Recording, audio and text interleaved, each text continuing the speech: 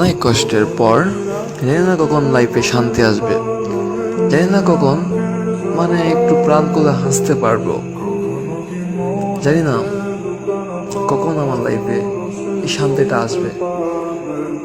এতটাও আশা করা ঠিক না, কেননা জানি না কখন মৃত্যু চলে আসতে পারে, এমনকি শান্তি নাও আসতে পারে লাইফে।